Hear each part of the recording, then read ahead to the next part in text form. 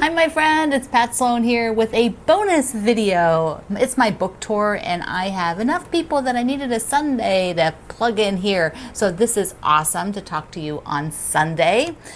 So first, a few other things before the book tour guest. Always fun things going on. Remember the old school block of the month? Yes, I have got it ready. It is glued down to this background so I can applique it. Now I'm trying to decide how to applique it, but while I was preparing it to the background, I thought, well, I'll just tape that and show it to you. So let's take a look. This hexagon is now ready to put down onto the background.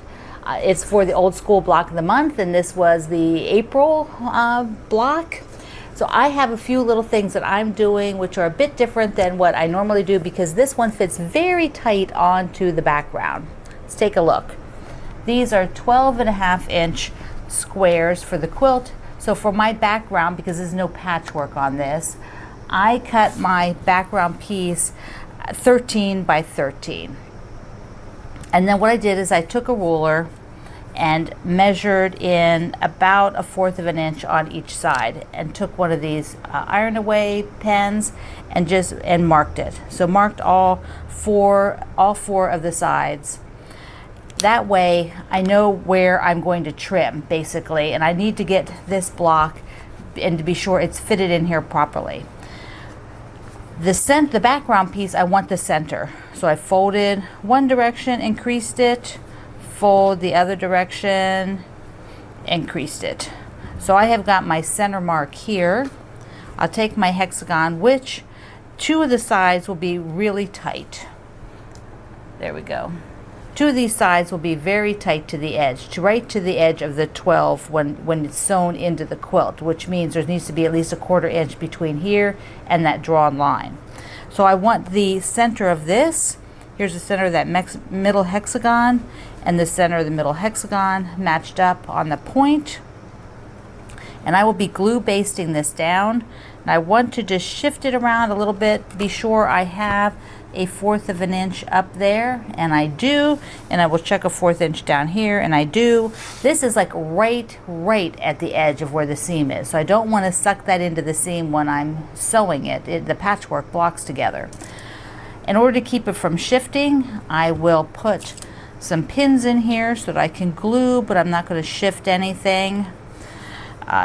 If you want to, you can just double check again. You just really need to check these two sides. That's what I am. I just didn't want it shifting anywhere.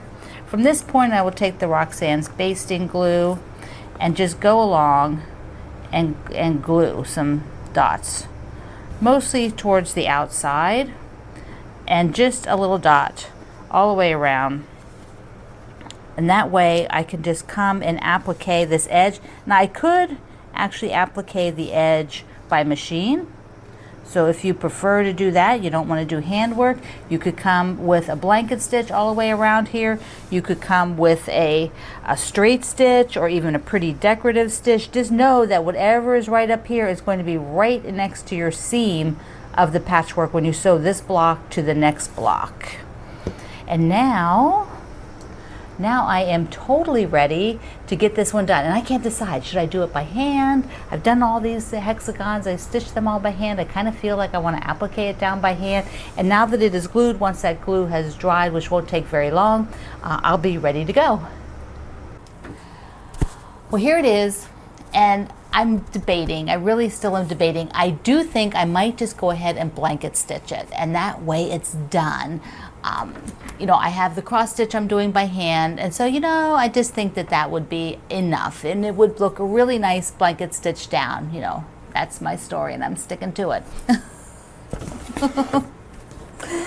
So for those of you who have been with me a while, you know sometimes I have a snack chat, and I have one today because during the baby lock training that we did, which we were all virtual, so it was done on Zoom.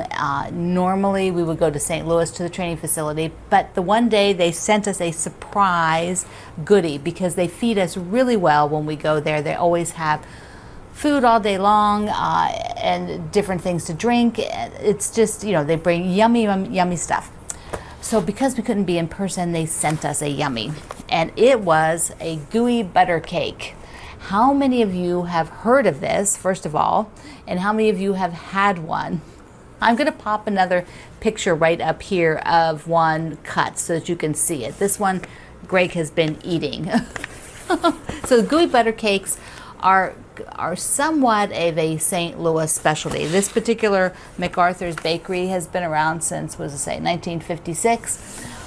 What's interesting though is, okay, so what does it taste like? Gooey is gooey, so it means that it is not a firm cake or a fluffy cake. It's kind of more like a cookie dough base, and then there's like a little bit more of a custardy kind of top, but not real custardy. It's hard to describe, but it is gooey, and it normally has like a lot of powdered sugar, but this was shipped, so the powdered sugar sort of, you know, absorbed a little bit. We got to sprinkle some on for the pretty.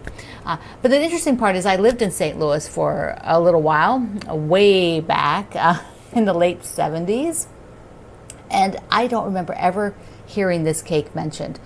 Now, it just could be that it wasn't on my radar, but I worked actually at Anheuser-Busch. I was working in computers, and I worked in their computer department, and we were foodies. I mean, before the word foodies existed, this whole computer department was into food. We brought food all the time. We had potlucks. People made stuff. We swapped recipes. We had a newsletter with recipes in it. So it was a real foodie environment, and I never heard of this cake until I met the Baby Lock people.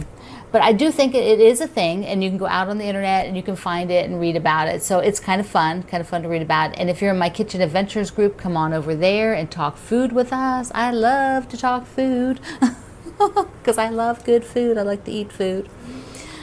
I have one other sighting, which was just really fun. If you get the magazine Quilt Mania, several people, my friend Sue and a few other people in the Facebook group, all sent me this. This is Sue's picture of, I'm featured in the current Quilt Mania for my website and those kind of things. So thank you Quilt Mania for sharing about my quilting. Yeah, I've known them for a long time. They're great. They're a great magazine. They have a wide variety of things, a lot of it applique. So if you like applique, there's loads of applique in there. They also do several types of magazines. I will link you below over to the Fat Quarter Shop where you can pick up a Quilt Mania magazine. Check it out. And speaking of the Fat Quarter Shop, segue, they are my guest for my holiday book tour.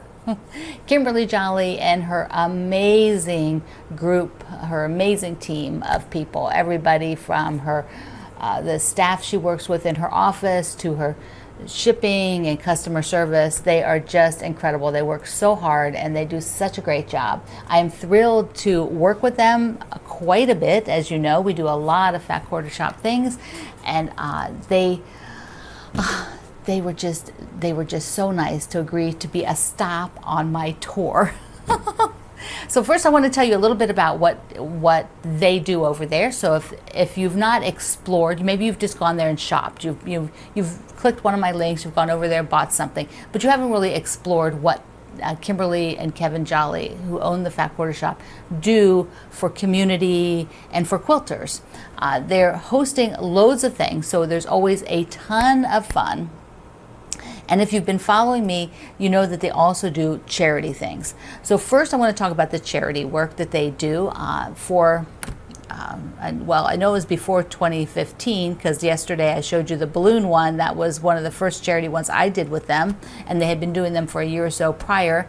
But this year we're doing the Serendipity, and it is for Make-A-Wish.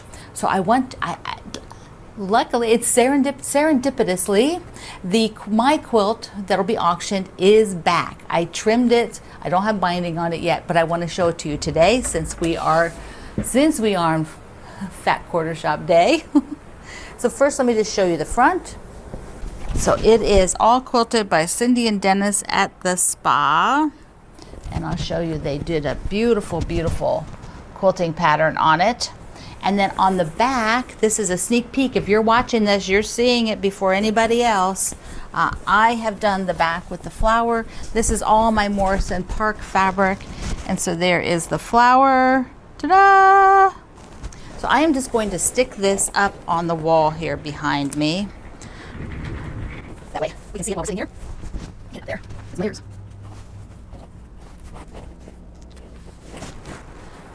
Now this quilt won't stay with me very long. It has to have binding, and then it will be going, let me move that, then it will be going over to the Fat Quarter Shop so they can do photography and put it up for auction for Make-A-Wish. Now during the year, and over the many years, Kimberly and Kevin have done other types of charity work, including earlier this year they did the Stronger Together, which is this quilt, and all the proceeds of that went to the United Negro College Fund. So they spent, I think it was the entire month, all of the funding for that from the kit and the patterns and everything went there. So they're constantly looking for ways to support not just the quilt community, but the world community. Some of the other things that Kimberly is doing that I think you may have missed or not noticed. So the socialites that we're running, if you remember, the socialites has several size blocks, and they're tiny little 3-inch blocks, and she did these super cute little Christmas ornaments for those. I love them. Now those are, some of those blocks are pretty intense for 3 inches, but there you go. If you have one that you totally love, they make a super cute little ornament. And I think she's going to do pin cushions with a few of them. So she's always giving you ideas, Kimberly is, about how to use the sew-alongs and things that we do together in a way that'll work for you. Because not everybody wants to do it the same way. Let's see, what else do I have? Oh, she's not only, as a store for patterns and everything else, but she is a publisher. And has published tons of books under the Sew Emma is the title of her publishing company. And these pillows are from one of the most recent books called Scrapbook of Quilts. And I think it's Joanna Figueroa and Carrie Nelson are the authors. So this is just part of what's in that book, and there's super cute projects in there. And over at the Fat Quarter Shop, you will also find lots of notions and super fun things that they put together. Sometimes they're short term, they'll be there a little while. Sometimes they're sort of go into their regular, sort of long-term inventory. One of my favorites are the stash and stores. So they come in 2 sizes. This is the bigger one, and they're pliable. So you can put your scissors, you can put rulers in here. And then they have a mini version. I want to show you the mini version because I did put some things in here. And yes, sometimes I put a spool in there because the mini one, I can put it right here by the machine when I'm working. And that way my scissors, a pen if I want to write something down, and then I can put the spool there so it's not sort of rolling around out of my way. We're a very creative bunch as quilters. We figure out things to do. The spool, if you're in the middle part of this where it's super pliable, you just push it and put the spool in there and it doesn't mess it up or anything. Who knew? Now Kimberly does live stream videos where they're actually live. You can go on the chat for the full time of the video, and she's live, running it live. If you can't catch it live, you can watch it after. And she does these for the quilting, and she does them for cross stitch. The quilting one is on Fridays, unless she has to move it for her schedule. And the cross stitch is earlier in the week. One of the really nice things is that during her lives, or during the lives, she will often share things about what's going on with her life. She shares things her children are doing. She has a very active group of kids who are all into different things, and she'll talk about them. She also shares what's going on with her staff.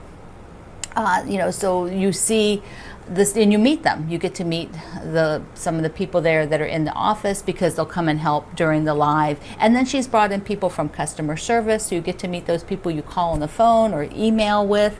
And even I think some people from the shipping department have come and chatted with you. They've helped, just have some of them help hold up the quilts every so often. And I also love following the antics of her little dog Piggy. So you'll get to hear some stories about Piggy. I think she did a needle minder too out of Piggy. That's so darn cute. Okay, so they agreed. Kimberly and her wonderful team decided, a lot of them quilt. A good portion of them quilt. They made a project from my holiday book, and I love it.